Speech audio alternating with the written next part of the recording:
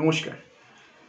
নীলতারা গুরুকুল সেবাশ্রম আর নীলতারা Gurukul astrological research সেন্টারের পক্ষ থেকে আমি আচার্য শিবু শাস্ত্রী আপনাদের সামনে এলাম। জয় নীলতারা মায়ের জয়। আশা করি সকলে নীলতারা মায়ের কৃপায় ভালো আছেন। ভালোই ঠান্ডা পড়েছে, আশা করি সকলে সুস্থ থেকে শীতের আমেজ উপভোগ করছেন। সবাইকে জানাই বড়দিনের শুভেচ্ছা, তার সঙ্গে সঙ্গে রইল নববর্ষের আগাম শুভেচ্ছা।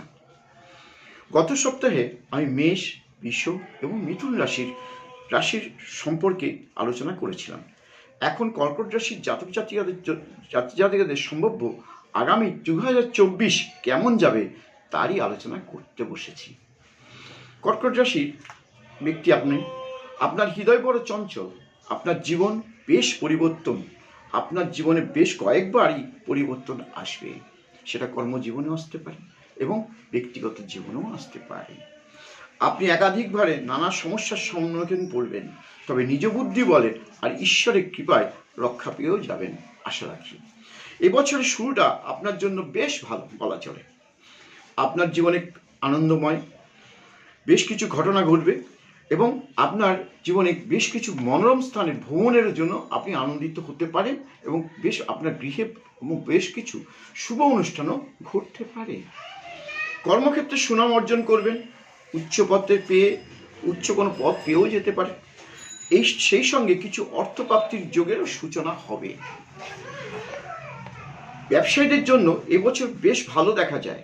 দীর্ঘদিনের পরিশ্রম ও সাফল্য আসবেই আসবে। নতুন যোগাযোগ ঘটবে। বৃহস্পতি আপনার সহায় বলা চলে। শ্রী গণেশ আপনার প্রতি মুখ তুলে চাইবেন এবং লক্ষ্মী বসতি ঘরে। হঠাৎ প্রাপ্তিযোগের জন্য বিবেচনা না করে কোনো কাজে হাত দেবেন না, ক্ষতির সম্ভাবনাও হতে পারে। এবছরের প্রথম দিকটা আপনার জন্য আনন্দময় দেখা যায়। প্রেমও পড়তে পারেন, বিবাহে আবদ্ধ হওয়ার সম্ভাবনা অনেক বেশি। মনোরম স্থানে ভ্রমণে যেতে পারেন। বিদ্যার্থীদের মধ্যে বেশ চঞ্চলতা দেখা যায়। শিক্ষার জন্য ভ্রমণের যোগও রয়েছে। মন শান্ত করে মনোযোগী হওয়ার চেষ্টা করো, সুফল অবশ্যই আসবে।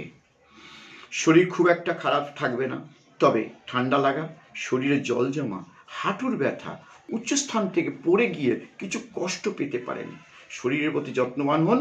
পত্নীর শরীর প্রথম দিকটা ভালো থাকবে, শেষের দিকটা কিছু মন্দ দেখা যায়। সন্তানের জন্য চিন্তার কারণ আছে। সন্তান শিক্ষার জন্য আপনাকে যে ভাবনায় ফেলতে পারে। এছাড়া সন্তান লাভের যোগও দেখা যায় এবছরে। পিতামাতা ও বাড়ির গুরুজনদের প্রতি বিশেষ যত্নবান হন। মাঝে মাঝে ঘাত প্রতিঘাত আসবেই, সেই জন্য কিছু প্রতিকার করে চললে আরও ভালো থাকবেন।